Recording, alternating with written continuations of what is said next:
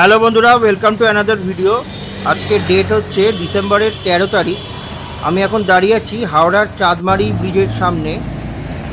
পুরনো ব্রিজের ওপর দিয়ে আমি হেঁটে যাচ্ছি। এই ওপরেই দেখতে পাচ্ছেন নতুন ব্রিজটা তৈরি হচ্ছে। এই ব্রিজটার লোকেশান হচ্ছে হাওড়া স্টেশন থেকে ঠিক 200 মিটারের ডিস্টেন্সে। আগে গুগল ম্যাপটা দেখে নিই। এই দেখুন, নিচে দেখুন ট্রেনের ট্র্যাকটা কেমন একটা বটল নেক মতন হয়ে আছে। এই চাঁদমারি ব্রিজটার জন্যই বেসিক্যালি, কারণ এই পুরনো ব্রিজের নিচে দুটো বড় বড় পিলার আছে, যেই জন্য এই লাইনগুলো স্প্রেড করতে পারেনি। কিন্তু নতুন ব্রিজ যেটা তৈরি হবে সেটা হবে কেবল স্টেড অর্থোট্রপিক স্টিল ডেক ব্রিজ। তার মানে এর নিচে কোনো পিলার থাকবে না। এই পুরোটাই এই সিঙ্গেল একটা পাইলন থাকবে। সেই পাইলন দিয়ে এই কেবেলসগুলো দিয়ে টেনে ব্রিজটাকে ধরে রাখবে। তার জন্য যেটা হবে, নিচে অনেকটা স্পেস পাওয়া যাবে। আগে দেখুন, এই পুরনো ব্রিজটা কনস্ট্রাক্ট হয়েছিল 1933-তে। তার মানে এই ব্রিজটার প্রচুর বয়স হয়ে গেছে। নতুন ব্রিজের একটা প্রয়োজনীয়তাও ছিল। এই পুরনো ব্রিজটা হচ্ছে সিঙ্গেল লেন ব্রিজ, যেটার উইথ হচ্ছে 60 মিটার্স। মানে ওই 60 মিটার্সের ভেতর দিয়েই আপনাকে ম্যাক্সিমাম ট্রেন লাইনগুলোকে পাস করাতে হতো। আর যে নতুন ব্রিজটা তৈরি হবে সেটা হচ্ছে এই 4 লেন ব্রিজ হবে, যেটার উইথ হবে হচ্ছে 130 মিটার্স ওয়াইড। তার মানে আপনারা বুঝতেই পাচ্ছেন কতটা জায়গা পাওয়া যাবে। এটা হচ্ছে ভারতবর্ষের সেকেন্ড কেবল স্টেড অর্থোট্রপিক স্টিল ডেক ব্রিজ। আপনারা জানেন ফার্স্ট ব্রিজটা হচ্ছে অটল সেতু মুম্বাইতে, যেটাকে ট্রান্স হারবার লিঙ্কও বলা হয়। এই নতুন ব্রিজটা হচ্ছে একটা স্টিল ডেক ব্রিজ, যেটার জন্য এটার ওজনটাও অনেকটা লাইট ওয়েট হবে। এটা কনস্ট্রাক্ট করছে সিংলা কনস্ট্রাকশন প্রাইভেট লিমিটেড, আর এর ডিজাইনার হচ্ছে বিকন, তাইওয়ানের কোম্পানি। এর টোটাল কস্ট পড়ছে 174 ক্রোর্স। এই কাজ শুরু হয়েছে 2019 সালে।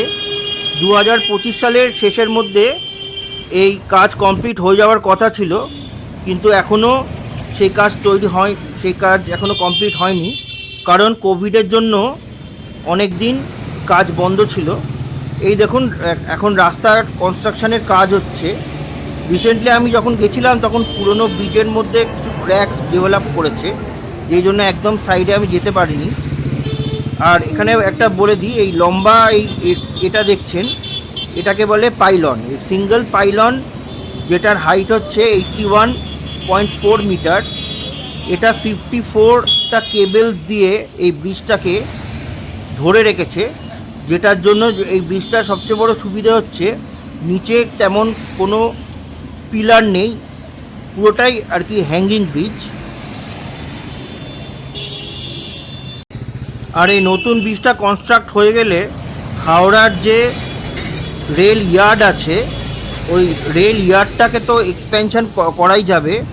এছাড়া যে লাইনগুলো আছে সেই লাইনগুলো অনেক স্প্রেড করে দেওয়া যাবে। যেই জন্য আপনারা সবাই এক্সপিরিয়েন্স করেছেন, হাওড়া স্টেশনে ঢুকতে বা হাওড়া স্টেশনে ঢোকার মুখেই ট্রেনগুলো দাঁড়িয়ে যায় সিগন্যালের জন্য। এবারে এই নতুন ব্রিজটা তৈরি হয়ে গেলে যেহেতু লাইনগুলো অনেকটা স্প্রেড করা যাবে, তখন আশা করা যায় এই ঢোকার মুখে যে সিগন্যাল না পাওয়ার যে অসুবিধাটা, সেগুলো অনেকটাই সলভ করা যাবে। এই 2025 সালের শেষের মধ্যে এই ব্রিজটা কমপ্লিট করার একটা ডেডলাইন ছিল। কোভিডের জন্য অনেক দিন, প্রায় 1 বছরের মতন কাজ বন্ধ ছিল। আমি যেদিনকে গেছিলাম আমার দেখে মনে হলো আরও অন্তত 3-4 মাস তো মিনিমাম লাগবেই। তো আমি এটাকে ফলো করব, কতদূর কী হলো। আবার 3-4 মাস পরে গিয়ে আমি একটা আপডেট দেব। তো যদি ভালো লেগে থাকে ভিডিওটা, তো চ্যানেলটা প্লিজ লাইক, শেয়ার, কমেন্ট এবং সাবস্ক্রাইব করে দেবেন। এরকম কনস্ট্রাকশান রিলেটেড ভিডিও যদি আপনারা পছন্দ করেন, তো চ্যানেলটাকে সাবস্ক্রাইব করে দেবেন। আর আপনারা কমেন্ট করে জানাবেন যদি আপনাদের স্পেসিফিক কোনো ভিডিও দেখার ইচ্ছে থাকে। তো ভিডিওটা আর বেশি বড় করলাম না। ভালো থাকবেন, টেক কেয়ার। দেখা হবে আবার অন্য কোনো ভিডিওতে। ততক্ষণ বাই।